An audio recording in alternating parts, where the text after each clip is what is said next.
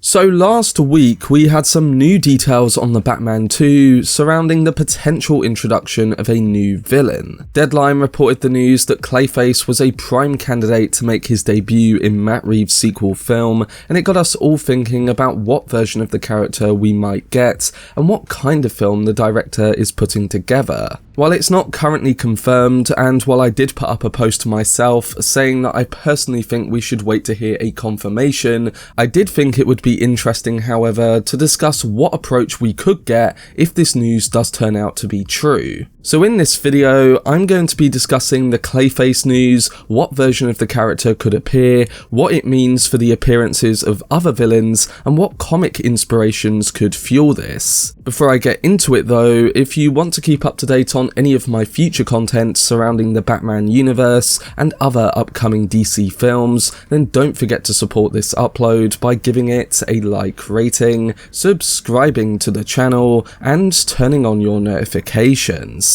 But without further ado, let's dive into the Clayface theories for The Batman Part 2.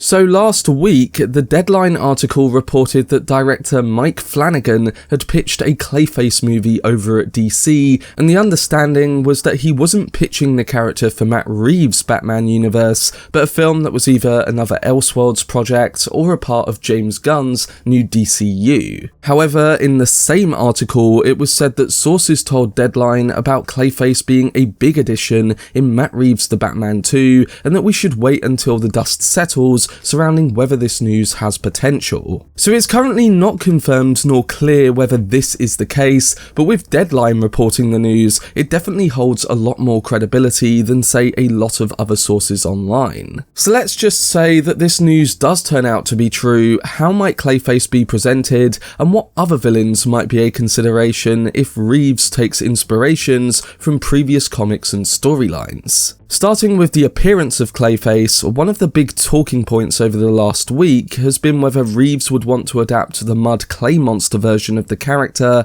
or the Golden Age version, as they are quite different. Of course, it's known that Reeves is going for a realistic crime saga with his Batman films, and we definitely saw that with his take on the Riddler, Penguin, and Catwoman in the first movie. And while there's a possibility that he could dive more into the supernatural come his later films and projects, I honestly think that he'd want to continue the tone and visual aesthetic to both the world building, storytelling, and character designs. He said in an interview a while back that he was more interested in taking the fantastical and grounding it in his version of Gotham, and for me, if Clayface was one of the villains in the next Batman feature, I think it's more likely to approach the Golden Age version or put his own print on that character. A cool idea that came to some fans' minds was that Clayface might be a figure that hides his identity using clay or some sort of makeup, and he doesn't need to be this big muddy clay monster, as that could be something that, say, James Gunn's DCU reversely approaches. It would just be one example of separating the DCU from the Batman and other Elseworlds projects, because with those, we're likely to get the more artistic and realistic approaches to characters that we know. We saw what Reeves did with the Riddler in making him a serial killer who hides his face, and he's a character who looks entirely different from the other interpretations of that figure. So while Clayface wouldn't have been my first choice to be a villain in a Matt Reeves Batman film, I think the very idea of that character and his changing appearance is something that Reeves can really experiment with and turn into his grounded interpretation. We haven't really seen the character on the big screen before, so it opens up the opportunity for a fresh take, and one that's hopefully quite memorable too. But now that we've discussed the news and his potential appearance, it's time to talk about certain story influences and other villains which could join Clayface if he does turn out to be a villain in the Batman Part 2.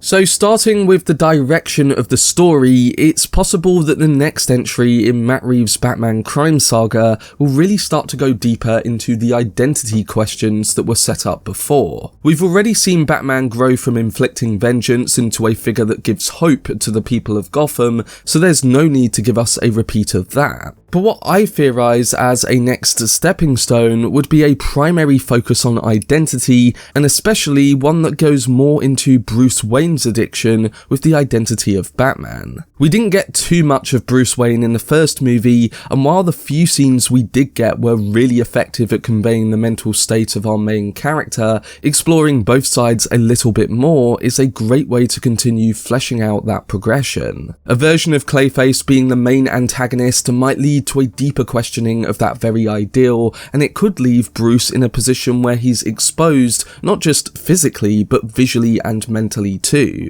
Scott Snyder had worked on a New 52 book, and it gave us some of the best Batman stories in the modern era, including a two-part feature on Clayface. In particular, there was a part titled Nowhere Man, which dealt with Basil Karlo's Clayface re-emerging to impersonate Bruce Wayne. But while there was all this identity theft taking place, the story also became very great thematically in the sense that Bruce had to face his trauma and guilt head on. And while it's likely that we wouldn't get the clay monster version of the villain, the very ideas of that story could be the springboard for the Batman Part 2. It's key to note that the Golden Age iteration of Clayface was an unkind actor turned serial killer, and as TV shows like the animated series and comics like One Bad Day have shown, there's room for a more tragic and body horror approach in Reeves' character-driven take. A combination of the clay-like makeup with Basil Karlo's origin would probably be the most healthy and realistic way to capture this villain. As depicted before, you could stress on his self-obsession with performing and connect him to the organised crime element of the world that has already been established. Colin Farrell's Penguin is of course set to have his own spin-off series within the next year,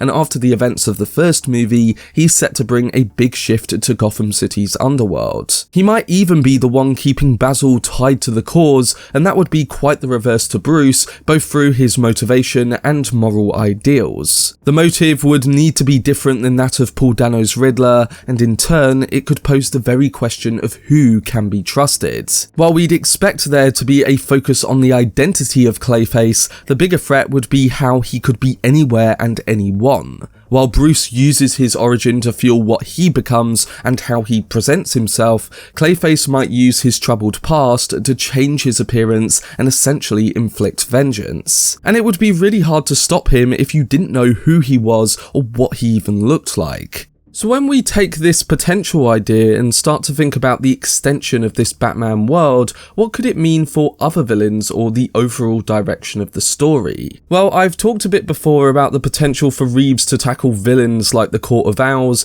and even how the corruption in the city could go deeper than what we've already seen with Falcone. We've had what could be references to the Court of Owls in the behind the scenes of the Penguin show, and one of the cards that Riddler leaves in the first movie, and in regards to the filmic approach that Reeves has set out to achieve, it would definitely feel fitting if they were a part of this world at some point in the future. I'm going to say that Reeves might hold on to them for, say, a third film, and that we are building towards a big villain reveal like that down the line. But who knows, maybe Clayface having a connection to Gotham's underworld and being able to fit in with no one knowing, knows more about the secret functions of the city and what is hiding beneath the surface. After all, the sequel is called The Batman Part 2, and it suggests some sort of evolution and expansion, not just in the character of Batman, but also in the world of Gotham that he inhabits. So I think that if Clayface is a villain for Part 2, he'll either be a part of that bigger threat who is pulling the strings, or someone who is complicating things for that very structure. For all we know, if Clayface is a part of the film, he might even be Part 2's side villain, similar to, say, Penguin in Part 1, with a big role to play, but not the central villain of the story. That could be a direction that Reeves is going in, because he does want to show us the extended rogues gallery and really up the stakes when it comes to the threat against Batman or the city. Like in Shadow of the Bat Edition 75, we could also get Clayface in the mix with other villains too, like say the previously rumoured Mr. Freeze. In that story, which was a build-up to No Man's Land, the Dark Knight follows a death trail left by Freeze, and Clayface emerges to get revenge. The end of the Batman did suggest that new criminals would rise up in the city's flooded state,